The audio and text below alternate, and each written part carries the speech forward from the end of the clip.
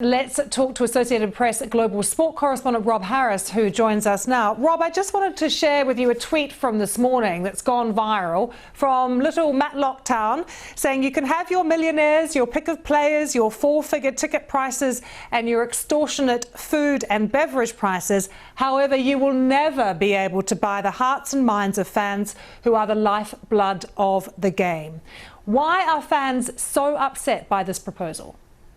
And even fans of the clubs that would stand to benefit from this new Super League are against it. Fans of Manchester City and even, say, Tottenham and Arsenal, clubs that are currently out of the Champions League qualification places in the Premier League. They want to protect the existing system, the structures, the lifeblood of football, which is the domestic leagues and also open competitions. The fact is the Champions League has that competitive tension. The fact teams have to qualify for it each year. There is that jeopardy and uncertainty. And that would end with this Super League with 15 out of the 20 places, as is envisioned, being locked in each season with founding guaranteed membership. And as it stands now, the threats from the international governing bodies, UEFA and FIFA, along with the domestic authorities, are that these clubs who went off and joined a Super League would be banned from playing it in their domestic competitions, and also any players participating would be banned from competitions like the World Cup with their national teams.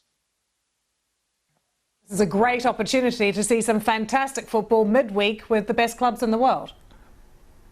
Yes, and what the big clubs want is to play each other more often. And they were going to get some of this with a new Champions League format that is due to be announced today. It was to expand from 32 to 36 teams from 2024. The group stage would go from 6 games per team to 10.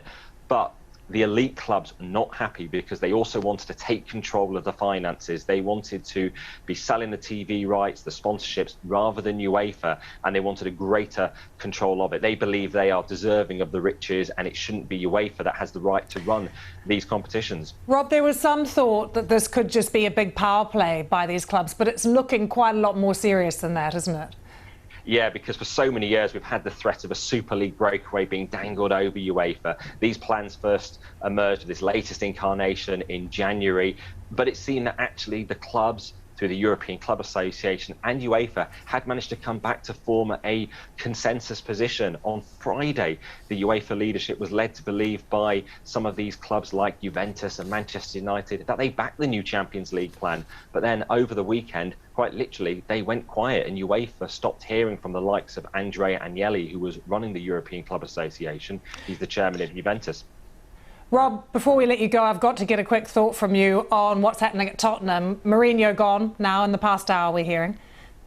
He is. It's been confirmed by Tottenham chairman Daniel Levy, recognising it's been a difficult period for the club through the pandemic, but many clubs have experienced that too. He's lasted only 17 months, and ultimately it's a period of management that has yet again seen him become pretty divisive within a club, as we saw at Manchester United, Chelsea before then. He failed to lead Tottenham into the Champions League last season, and although Spurs were in first place in December, they've collapsed completely, down in 7th now, out of the European places, and it comes ahead of a League Cup final against Manchester City on Sunday. He misses out on a chance to win a trophy for a club that hasn't won any titles since 2008.